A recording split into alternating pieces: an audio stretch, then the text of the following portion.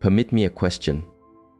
Have you ever sensed that the more of your inner world you share, the less you are truly seen, as though the very moment you offer your truth, others turn away, or their view of you becomes diminished? There is a deep reason for this experience. Today, let us explore it together. For there exist three aspects of your journey that a woman should hold in quiet reverence, never revealing them fully. This applies regardless of the perceived closeness, the duration of a bond, or the depth of trust you feel. This is not a practice of withholding for influence. It is not about guarding secrets or playing games. It concerns something far more fundamental, a form of inner strength that many have set aside in the pursuit of unguarded connection or love. I speak of self-dignity, of tending to your inner garden, of your own profound presence. The truth is, in the flow of life, what is completely known is not always cherished. A river that reveals its entire course at once loses the allure of its journey. When you lay everything bare, your deepest uncertainties, your unfolding paths, your tender wounds, you relinquish something precious. You surrender a certain quiet depth. You lose a sense of inner authority. You cede the space where others form their respect for you. By the end of our time together, you may see this in a new light. You will understand why some of the most centered and inspiring figures in history, those who led with a quiet spirit and shaped the world with their presence, mastered the art of stillness, of sacred privacy, of holding back just enough to remain the calm center of their own lives, their own emotional waters.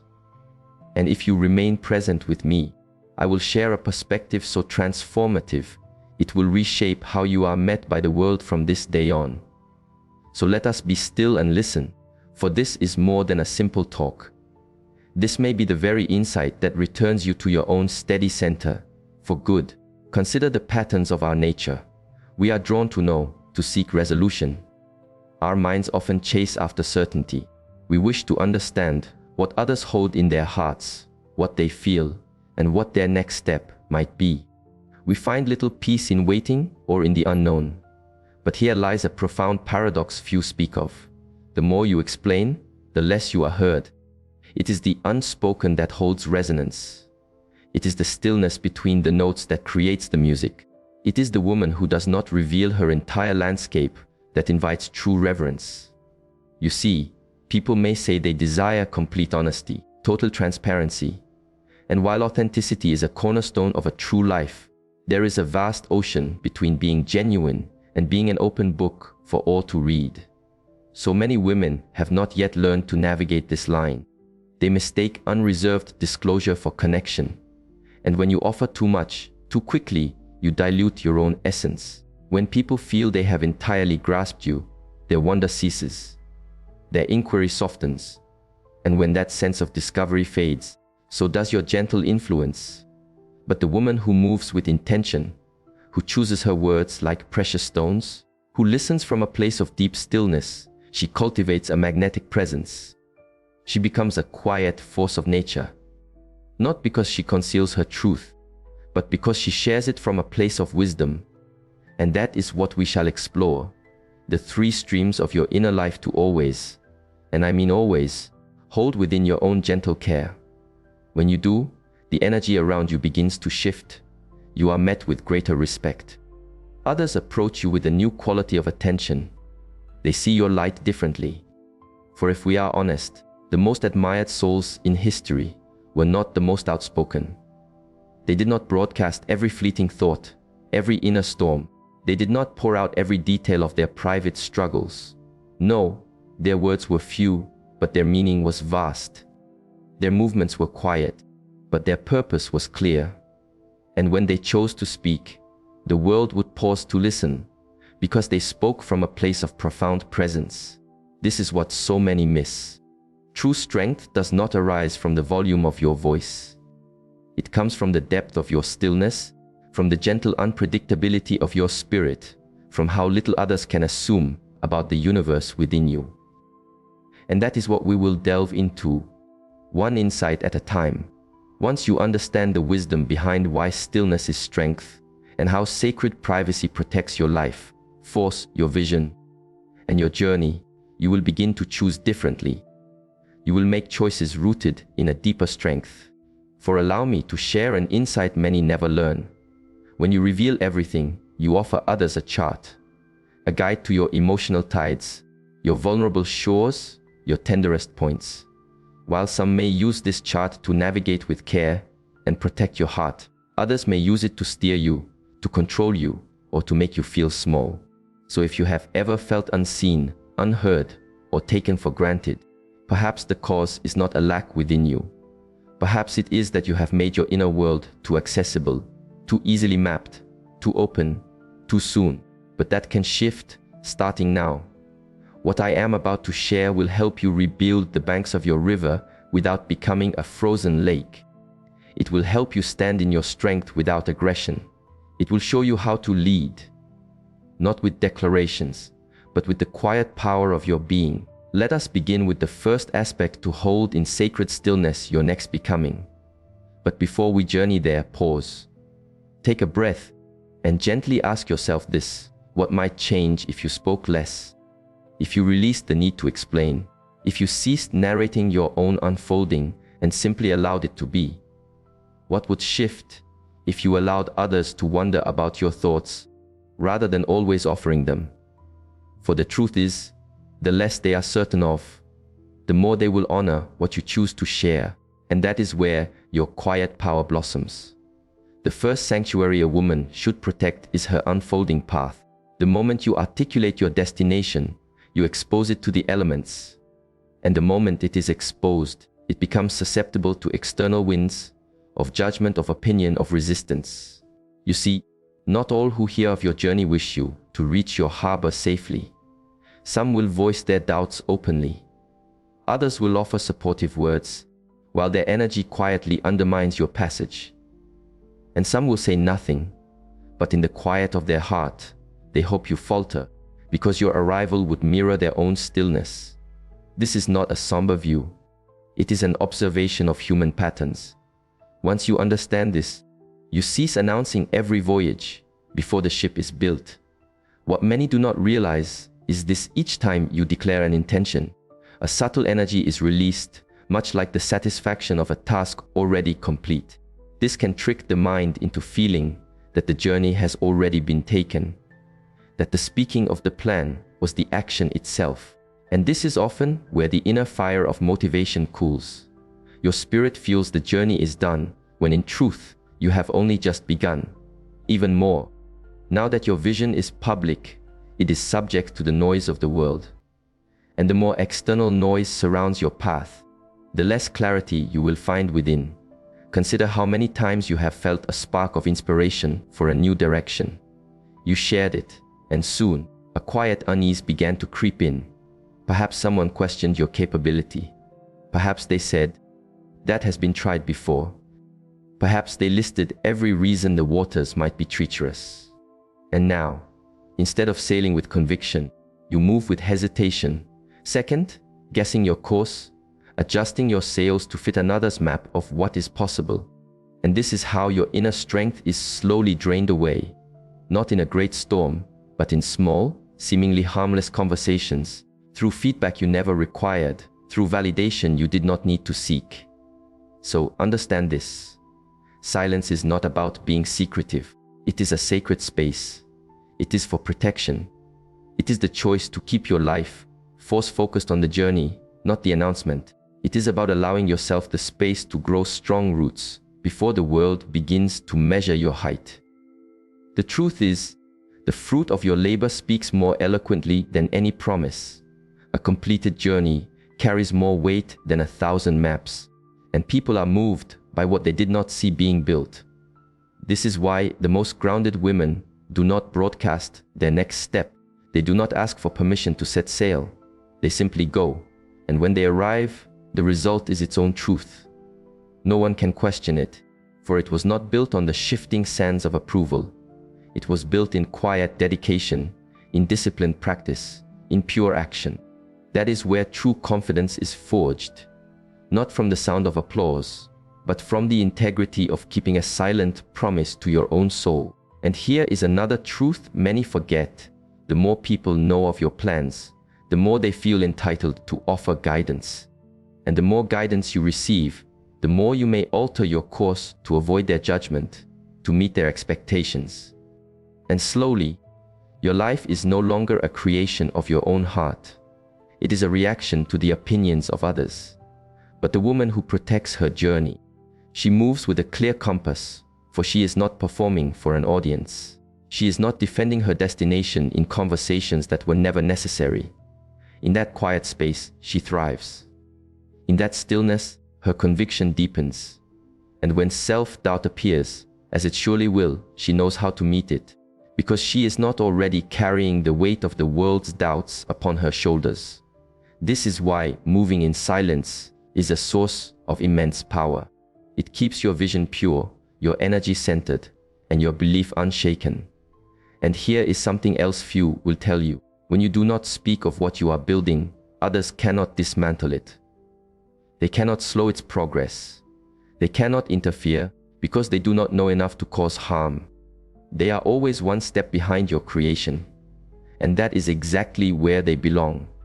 Behind you, watching and wondering, realizing they misjudged the woman who spoke little but created worlds.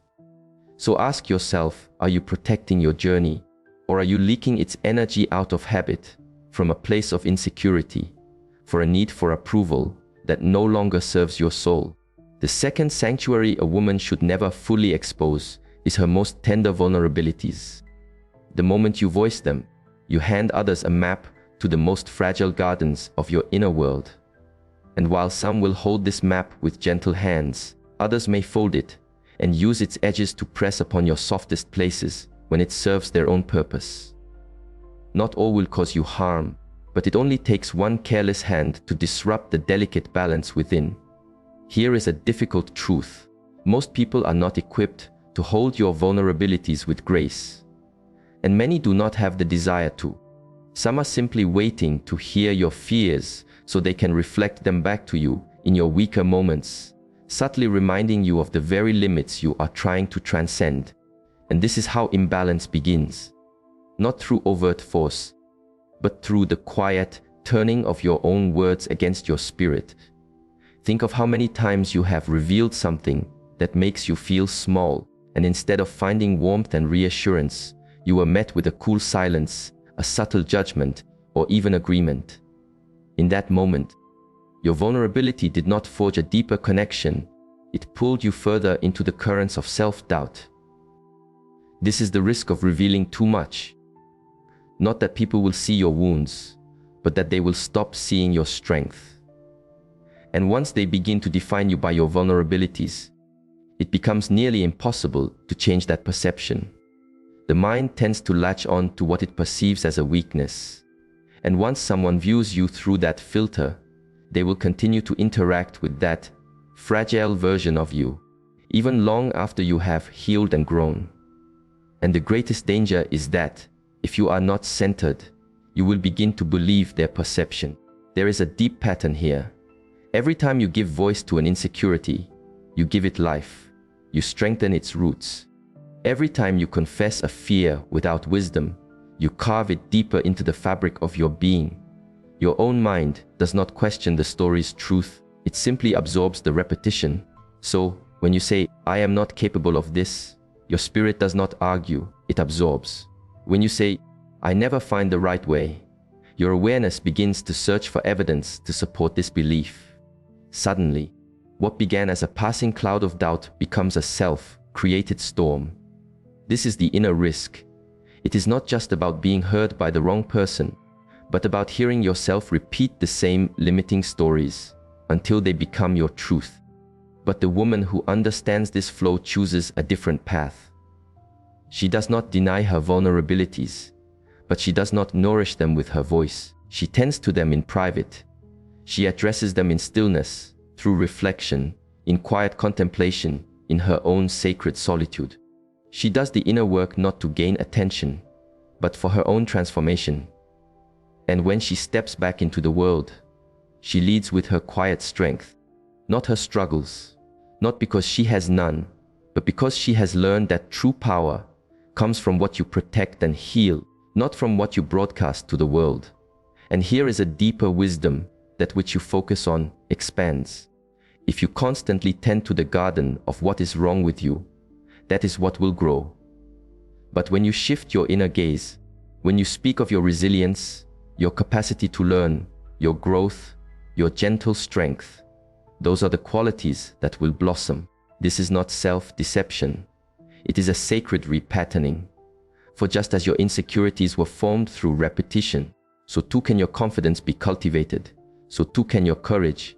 So too can your peace. It begins by choosing which inner stories deserve the energy of your voice, and which ones are best healed in your silent presence.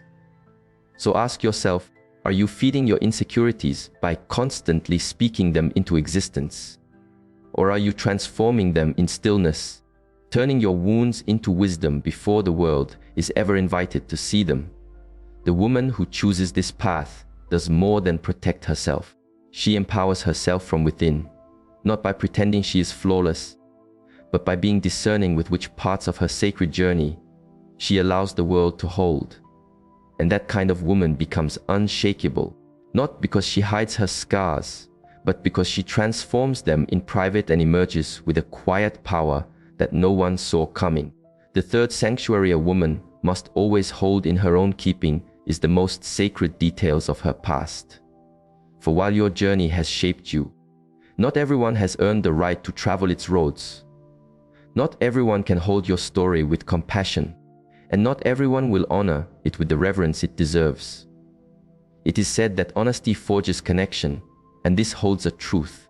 But there is a difference between being truthful and being completely exposed. When you reveal every river you have crossed, every sorrow you have endured, every misstep you have taken, you are doing more than sharing. You are giving others a lens through which they will judge you. And judgment is a common human pattern. It does not always spring from a place of malice. It comes from the mind's desire to label, to categorize, to place limits on what it cannot fully comprehend. When someone only knows the old currents of your river, they may never be able to see the vast ocean you have become. And that is the true risk. Your past carries its own energy. And once you offer it to another, you have no control over how they will carry it. Some will be inspired by your growth. Others will hold your history above you, not to offer support, but to keep you in a smaller form, to remind you that no matter how much you have changed, they remember the waters you came from. This is why a wise woman guards her history, not from a place of shame, but from a place of profound wisdom, because not every question deserves an answer. Not every listener is a safe harbor, and not every person who promises understanding has the capacity to offer it. Some are simply curious. Some seek a sense of influence. Some desire an advantage. And if you are not careful, you may mistake their curiosity for a genuine connection. This is where your inner authority can slip away, not because you spoke your truth, but because you offered it to someone who had not earned it, did not honor it, and did not deserve to hold it. This is why discernment is a vital practice. Your past is not a public record. It is a sacred text. It is layered and deep. It is filled with battles fought in silence, victories that went uncelebrated, and a healing process that no one else can truly understand. It is yours. And only you can decide who has earned the honor of hearing it, how much of it, at what time, and for what reason. This can be seen as selective vulnerability, the ability to share what is real without giving away the entire essence of your journey. It is not a lack of honesty, it is profound emotional wisdom. And it is what distinguishes women who are met with respect from those who are read like an open book and then set aside once the story is known. Here lies the truth: people do not always value that which is offered too freely. And when you hand over your entire history too soon, you deprive yourself of your present moment, of a quiet depth of inner protection.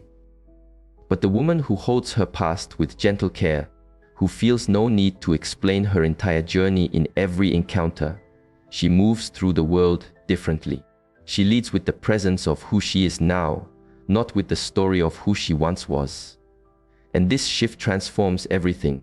The right people will not demand every detail. They will not require the unfiltered story of your deepest wounds to love the person you have become. They will see your strength in your quiet way. They will recognize your evolution by the way you carry yourself.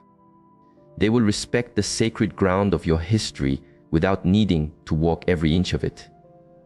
And that is how you will know they are worthy, not because they demand access, but because they honor your boundaries. So ask yourself, are you protecting your history? Or are you offering it freely, hoping that someone will finally accept it, will validate it, and see it as a reason to remain by your side? The woman who knows her story is a source of her power does not need to recite it for everyone she meets. She knows that her journey is not a subject for debate, that her past is not a reason to feel diminished, and that her scars are not marks of failure, but symbols of her survival. And she wears them with dignity, revealing them only to those who see them for what they truly are, a testament to all she has overcome, not a reason to question who she is today. A woman who embodies this level of inner poise becomes a quiet force in the world. She no longer navigates her life with the need to be validated. She no longer spends her life explaining herself to those who are committed to seeing her through a limited lens. She does not react to every passing word. She does not allow the noise of the world to define her inner peace. She walks in a gentle silence, not because she lacks words, but because she has learned that stillness often speaks with more clarity than any defense, any explanation, or any emotional outpouring. Ancient wisdom recognizes this.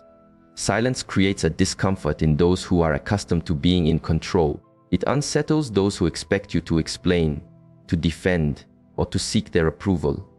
And within that discomfort lies a profound strength.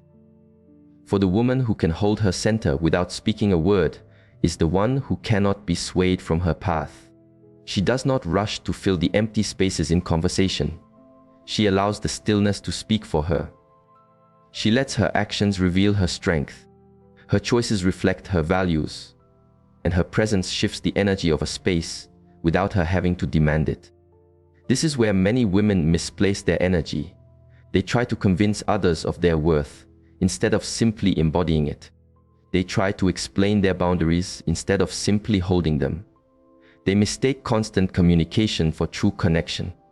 And in doing so, they become drained, trying to be enough for people who were never capable of seeing their light in the first place.